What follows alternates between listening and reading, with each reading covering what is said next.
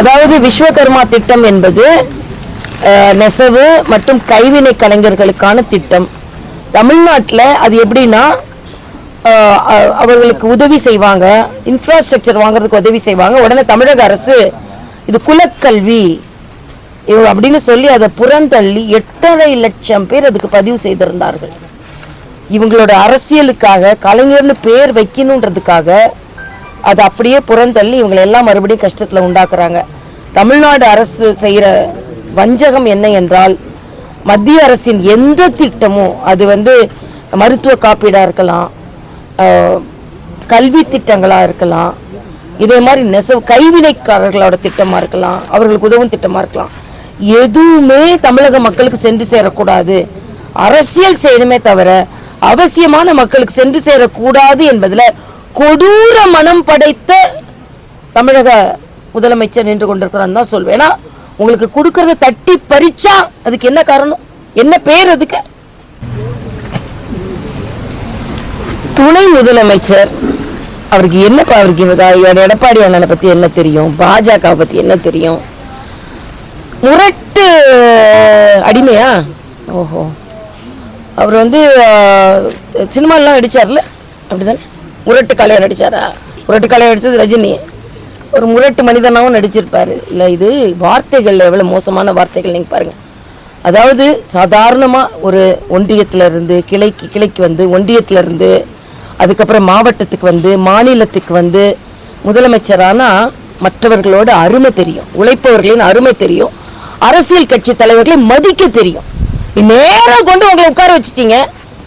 அப்போ அண்ணன் எடப்பாடியார் போன்றவர்கள் கிளையிலிருந்து மேலே வந்திருக்காங்க. பாஜக யாரையும் அடிமைப்படுத்துற கட்சி கிடையாது. நான் என்ன கேட்கிறேன், உங்களை அடிமைப்படுத்திய எமர்ஜென்சி நேரத்தில் உங்களை அடிமைப்படுத்தி உங்க அப்பாவை சிறையில போட்ட காங்கிரஸ் கூட கூட்டணி வச்சிருக்கீங்களா? அது என்ன அடிமைத்தனம் நான் கேட்கிறேன். எனக்கு கூட கார்ல் மார்க்ஸுக்கு சிலை வைக்கிறாங்கப்பா. கார்ல் மார்க்ஸ் கம்யூனிஸ்ட்காரனே மறந்துட்டான். கம்யூனிஸ்ட்காரன் மறந்தார். தமிழ்நாட்டுக்கு கார்ல் மார்க்ஸ்க்கு என்னப்பா சம்பந்தம்? எனக்கான தமிழ்நாட்டுக்கு வந்திருக்காரா? தமிழ்நாடு கலாச்சாரத்திற்கும் சமூகத்துக்கும் எதிரானவர்கள் இவர்கள் எல்லாம். திருப்பரங்குன்றத்துல நான் விலைக்கு வைக்க கூடாது, உடனே கார்ல் மார்க்ஸ்க்கு நான் இங்க செலவு வைப்பேன். என்னப்பன் முருகனை கும்பிடக்கூடாது, நான் கார்ல் மார்க்ஸை நான் கும்பிடுவேன். என்னங்க இது என்ன நடந்துட்டு இருக்கு தமிழ்நாட்டில்? இது ஒன்னே தமிழ்நாட்டில் மக்களை பத்தி சிந்திக்காம நான் ஆனா இன்னைக்கு ஒரு அமைச்சரே பேசுறாரு, என்னது பீகார்ல இருந்து வந்தா அந்த டேபிள் தான் தொடப்பான், அது நாங்கெல்லாம் நல்லா இருக்கோம். என்னது இதுங்க? எல்லாரையும் வந்தாரை வாழ வைக்கும் தமிழகம். இன்னைக்கு அவங்க குஜராத்ல இருந்து நமக்கு பட்டு சேலை செஞ்சு கொடுத்துட்டு இருக்காங்க. இதான் வேற்றுமையில் ஒற்றுமை. ஆனா சும்மா இப்படி பேசிக்கொண்டே இருக்கிறது நல்லதல்ல. அதனால இன்னைக்கு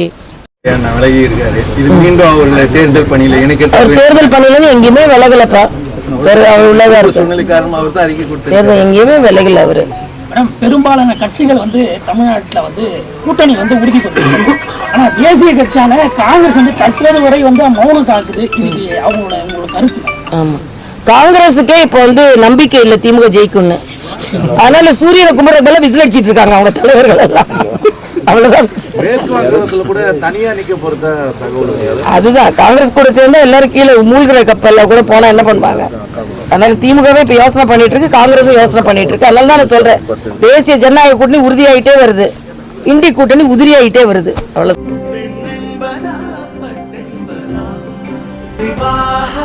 மணப்பெண்ணின் பிரத்யேகமான திருமணம் விவாஹா தி சென்னை சில்க்ஸ்.